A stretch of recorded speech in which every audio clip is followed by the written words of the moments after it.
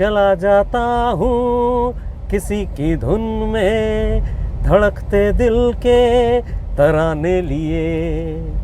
वो मस्ती के नज़ारे हैं तो फिर क्यों ना फिरूं मैं बहका बहका रे। मेरे जीवन में ये शमाई है मोहब्बत वाले तराने लिए हो। ला ला ला ला ला ला ला ला ला ला ला ला ला ला ला ला ला ला ला।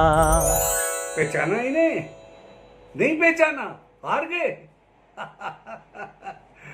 अरे भाई, महाभारत में बहुत ही ज्यादा इम्पोर्टेंट कैरेक्टर है ये गाना गा रहे थे ना। ये जितने सुरीले इंसान हैं उतने ही सुरीले एक्टर भी हैं। जी हाँ, ये इसलिए इम्पोर्टेंट है क्योंकि ये एक तो शकुनी के पुत्र हैं, यानी गांधार कुमार उल्लूक हैं, और दूसरा शकुनी इनके द्वारा ही लोगों तक ये पहुंचाता है कि शकुनी क्यों पांडवों से बदला लेना चाहता है, क्यों प्रतिशोध लेना चाहता है, उसके अंदर क्या जहर भरा हुआ है, क्या विष भरा हुआ है। और दूसरा, ये कैरेक्टर इसलिए भी इम्पोर्टेंट हो जाता है क्योंकि शकुनी और दुर्योधन कौरवों की साइड से पांडवों के पास इसको अपना राजदूत बनाकर भेजते हैं, और दुर्योधन उनके द्वारा ये कहता है कि उनको बता दो कि हम पृथ्वी का इतना भी टुकड़ा पांडवों को नहीं देंगे, सुई की नोक जितना भी, कर ले जो करना है। और उसका विकल्प सिर्फ युद्ध है। युद्ध करना है तो आ जाओ मैदान में। पूरी धमकी देके आता है उल्लूक, इसलिए ये इंपॉर्टेंट है। और अब मैं आपसे मिलाता हूं इस कैरेक्टर को। जी हाँ, ये मेरा पुत्र बना था।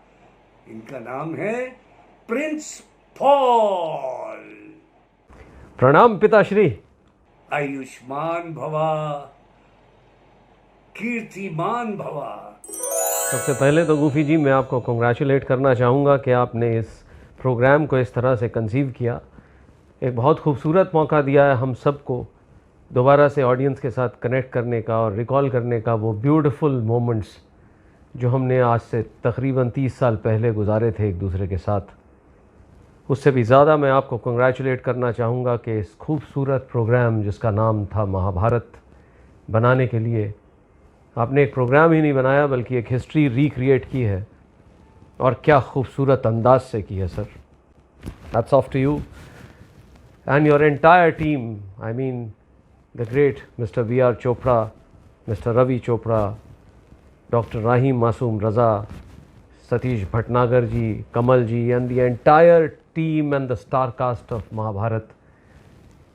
ये एक ऐसा आप लोगों ने काम किया है, एक इतनी खूबसूरत कृति बनाई है जिसको दोबारा शायद रिपीट करना इम्पॉसिबल है। और कभी कभी मुझे लगता है ये आप लोगों ने किया ही नहीं है। दरअसल ये आपको ऊपर प्रोविडेंस से ने करवाया है आपके हाथों। नहीं तो इतनी सटीक कास्टिंग, इतनी परफेक्ट कास्टिंग जो आपने की है Goofy ji, I don't think it would have been possible अगर ये डेलिबरेटली किया जाता। ये कहीं से तो आपको एक दिव्य दृष्टि मिली है उस वक्त, क्योंकि वो चीज़ें इतने अच्छे से होनी थी और एक हिस्ट्री क्रिएट होनी थी, तो आपने कर डाली। ऑफ कोर्स आपने बहुत ज़्यादा मेहनत की है इसके लिए, आपने बहुत अपना दिमाग लगाया है। I think unofficially you were the first casting director of Indian television screen, I think, or what a great job you've done. So congratulations to you again for that.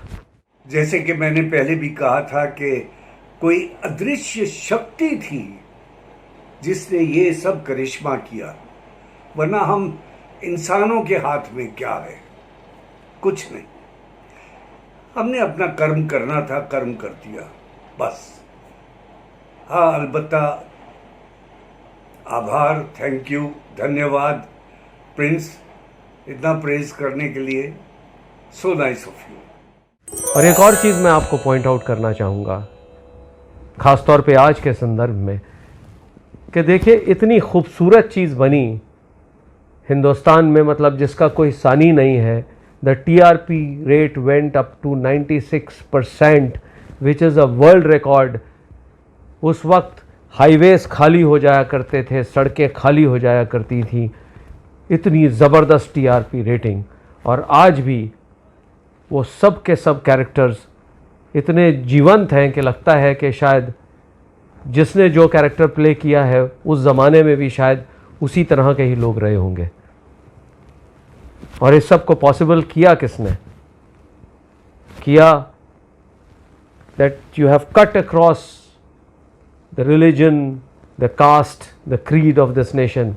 जितने भी कम्युनिटीज़ हैं हिंदुस्तान में, सब ने अपना अपना कंट्रीब्यूशन किया है, चाहे वो कास्ट में हो, चाहे वो राइटिंग में हो। इमेजिन, वेद व्यास जी ने ये रचना लिखी थी आज से हज़ारों साल पहले, और उसका टीवी रूपांतर किया डॉक्टर राही मासूम रज़ा ने, और उसको एग्जीक्यूट किया मिस्टर रवि चोपड़ा ने, उसको सुपरवाइज़ किया मिस्टर BR चोपड़ा ने।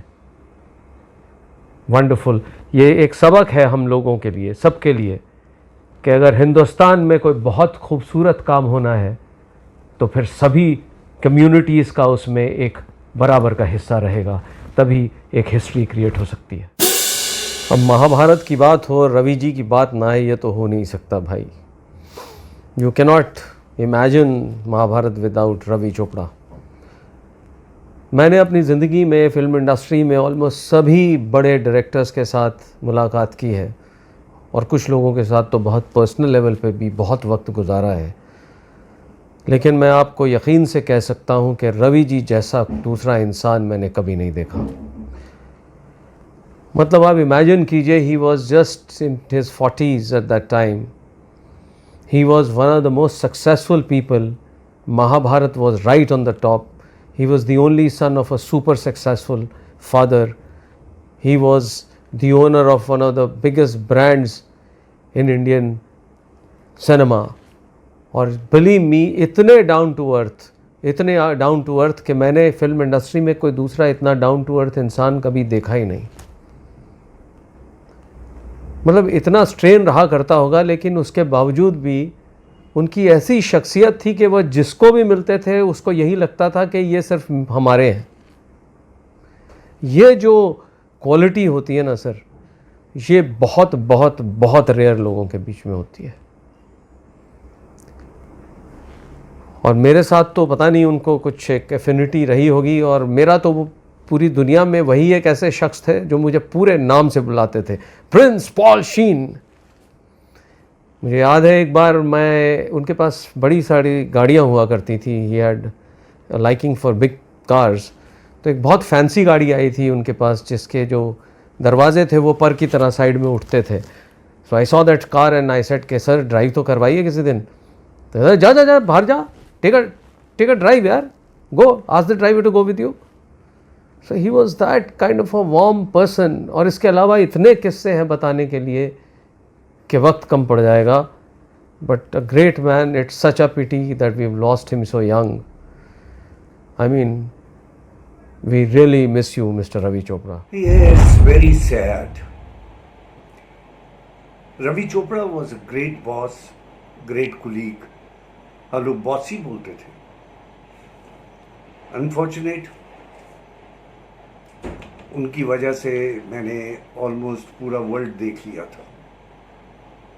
बहुत सी शूटिंग अब्रॉड की जो हमने, खास करके एड फिल्मों की, तो काफ़ी घूमे हम उनके साथ। Very unfortunate. मैं आपको बताता हूँ कि मेरा महाभारत में दरअसल सिलेक्शन हुआ कैसे। मैं अभी नया नया ही बॉम्बे आया था और फिल्म में ट्राई कर रहा था, और हम लोग एक फ़्लैट लेकर रह रहे थे। दीप ढिल्लोन थे एक एक्टर, और सुखविंदर जो सिंगर हैं, और मैं। तो दीप ढिल्लोन ऑलरेडी कास्ट हो चुके थे महाभारत में। तो एक दिन उन्होंने कहा मुझसे कि यार why don't you also do Mahabharat. तो नेक्स्ट डे उन्होंने कहा जाके गूफी जी से मिल लेना, और मैं गया, और luckily I could find Goofy ji there. And as soon as I met him there was an instant rapport. मैं आज हैरान होता हूँ कि गूफी जी काफ़ी दिनों से शकुनी का रोल भी कर रहे थे, लगातार कास्टिंग भी कर रहे थे, and yet there was so much of warmth and एक ऐसी फीलिंग थी कि कोई ऐसा नहीं लगता कि इस आदमी पे कोई स्ट्रेन है. So it was such a wonderful meeting. और वहाँ पर एक कंट्रोवर्शियल स्टेटमेंट था जो इनको भी पता था और मुझे भी पता था, और इन्होंने पूछा तुझे मालूम है ये किसने बोला है? तो I said yes, Mahatma Gandhi. And so we bonded on that. तो मैं मिलकर आ गया और कुछ ही दिनों में मुझे एक दिन कॉल आया एंड ही टोल्ड मी के तू मेरा बेटा बनेगा. And I without even thinking I said yes sir. तो सेड तू ऐसा कर, कल फिल्म सिटी आ जा and we are shooting with you and you're playing my son. So the next day I landed and I was playing Uluk. और वो कोइंसिडेंट्स देखिए कि अभी एक हफ़्ता पहले ही मेरे एक दोस्त ने भेजा मुझे यूट्यूब पर, and it was trending big time on YouTube. और वो इंट्रोडक्शन है मेरा, और वो एक ऐसा एपिसोड है जिसमें शकुनी ये बताते हैं कि उन्होंने ये युद्ध क्यों करवाना चाहते हैं वो कौरवों और पांडवों के बीच में. आप ज़रूर देखिएगा वो एपिसोड. और एक दूसरा एपिसोड है जो एक्चुअली वजह बनती है महाभारत के युद्ध की, और वो है episode number 68, which is a hate speech given by me. Actually not by me, I am carrying a message of Duryodhan, जिसमें एक एक पांडव को बहुत बुरी तरह जलील किया गया है, सभी पांडवों को और साथ में श्री कृष्ण को भी. उससे पहले श्री कृष्ण कोशिश करते रहे हैं कि ये वॉर अवॉइड किया जा सके, लेकिन उस स्पीच को सुनने के बाद वो भी ये फैसला करते हैं कि अब हम लोगों की मुलाकात जो है वो युद्ध भूमि में ही होगी. सो आप वो एपिसोड ज़रूर देखिएगा. अच्छा प्रिंस, ये बताओ कि तुम कैसे टपक पड़े फिल्म इंडस्ट्री में? कैसे, क्या हुआ, कब एंट्री हुई, किससे मिले, क्या हुआ? अब मैं आपको बताता हूँ कि दरअसल मुझे एक्टर बनने का ख्याल कहाँ से आया. अब हुआ ये कि हमने स्कूल में कर लिए काफ़ी प्ले, उसके बाद फिर कॉलेज में आए तो वहाँ पे प्ले किए, कुछ एक बेस्ट एक्टर अवार्ड मिल गए. अब अपने को भाई साहब हो गई खुशफहमी कि हम अब हिंदुस्तान में सिर्फ 1.5 एक्टर हैं, आधे दिलीप साहब और एक हम. अब इस खुशफहमी में हम आ गए दिल्ली, और दिल्ली से Shri Ram centre for art and culture से एक एक्टिंग का कोर्स किया और पहुंच गए बम्बई.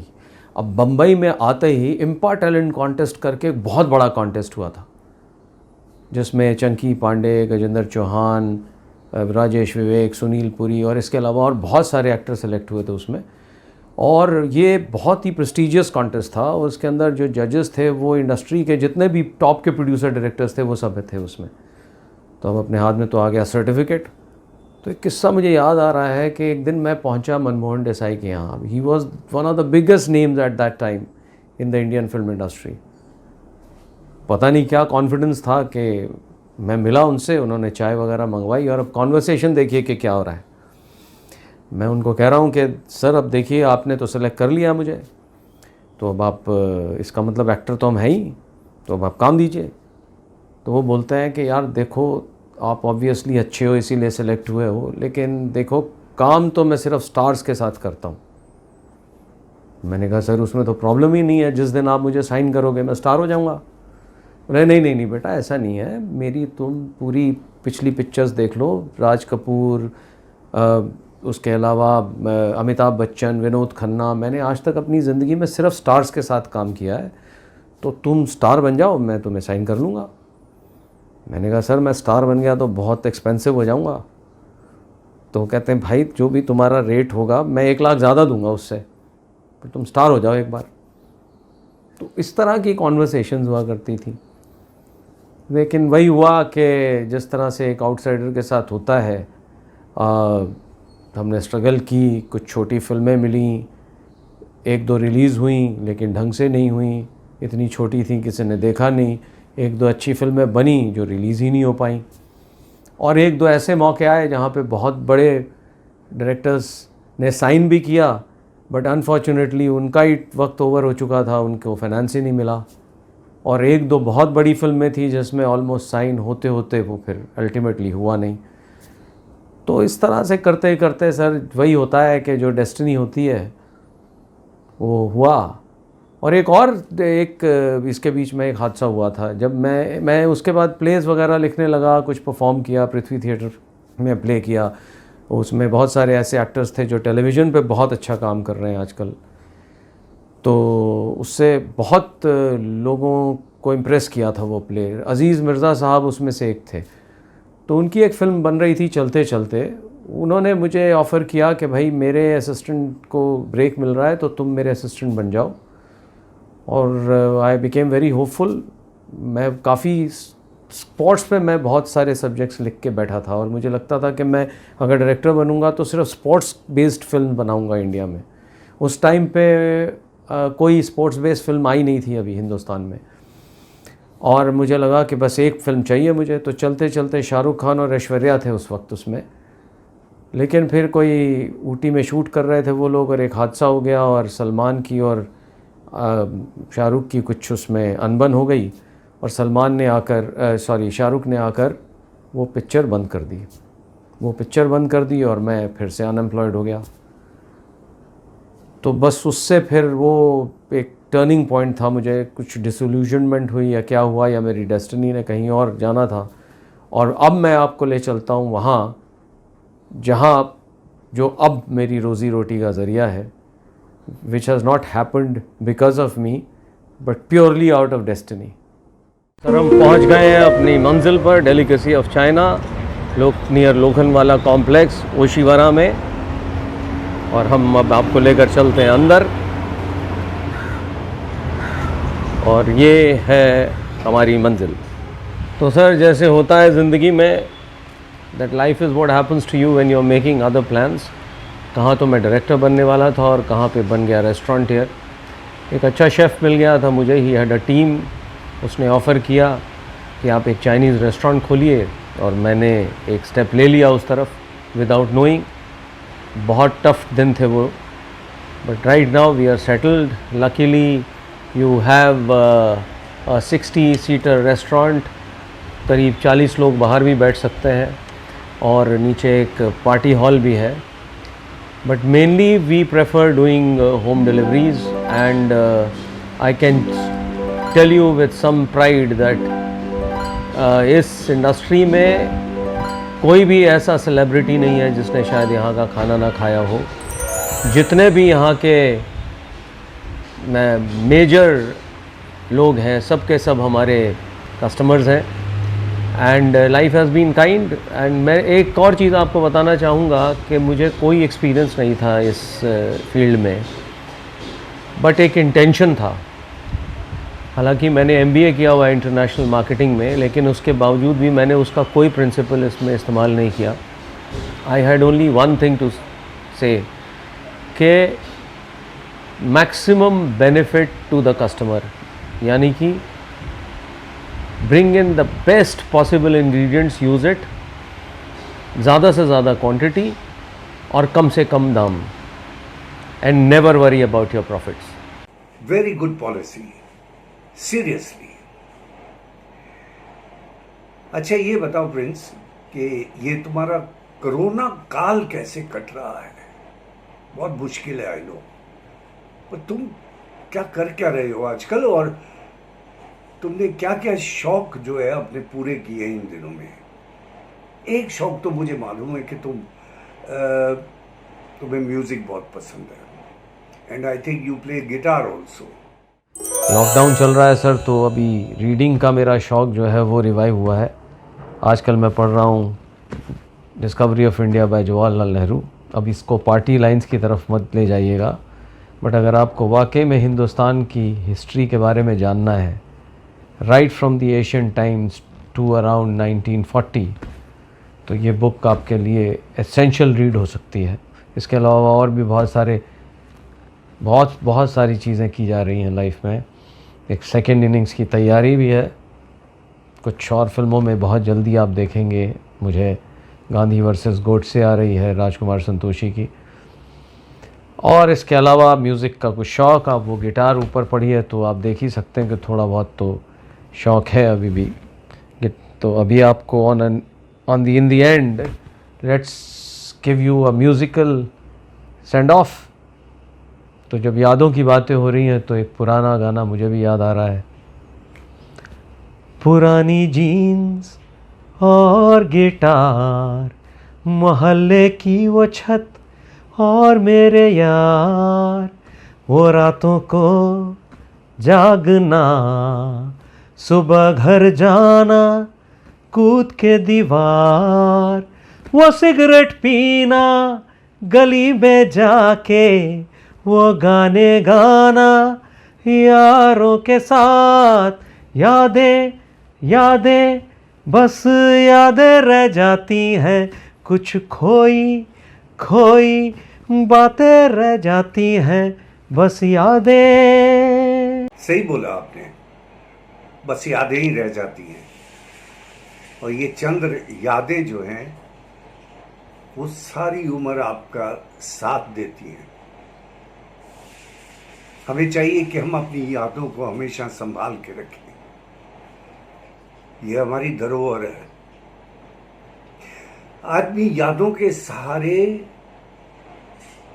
काफी जिंदगी गुजार सकता है, और अगर यादें ना हो तो बहुत तकलीफ होती है। तो Gufi ji, thank you so much for reviving such wonderful memories, and guys take good care of yourself, love you all, thank you. तो सुना मेरे दोस्तों, मेरे मित्र प्रिंस की जुबानी आपने ये सुना, उसका एक्सपीरियंस हमारे साथ काम करने का और महाभारत में शरीक होने का। I hope you like it. खैर, please please please be careful of this pandemic called corona. बहुत खतरनाक होता जा रहा है ये। अपने बच्चों को, अपने परिवार को संभालिए, मास्क लगाना भूलिए मत, सोशल डिस्टेंस रखिए, बाकी तो सब आप जानते हैं। खुश रहिए और आबाद रहिए। बाय बाय, सत श्री अकाल, नमस्कार।